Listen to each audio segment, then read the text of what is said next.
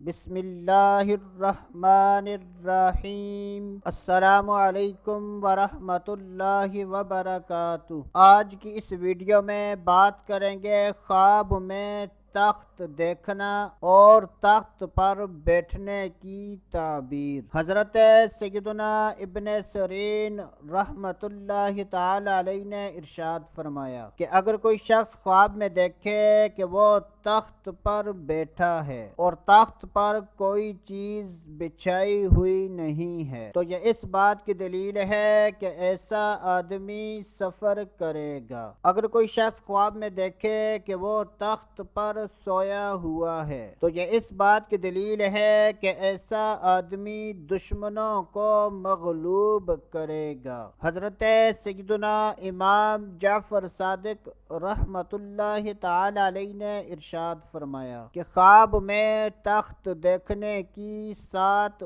تعبیریں ہیں: عزت اور مرتبہ، سفر کرنا، بزرگی، بلندی، ولایت، قدر و جاہ اور کاروبار میں ترقی ہونا۔ اگر کوئی شخص خواب میں دیکھے کہ تخت ٹوٹا ہوا ہے اور وہ اس پر گر پڑا ہے تو یہ اس بات کی دلیل ہے کہ ایسا آدمی بدحال ہوگا۔ اللہ عز و جل سے دعا ہے کہ اللہ عز و جل ہمیں اچھے خواب دیکھنے، برے خوابوں سے بچنے کی توفیق عطا فرمائے۔ تو دوستو ابھی کے لیے اتنا ہی، اگلی ویڈیو تک اجازت، اللہ حافظ۔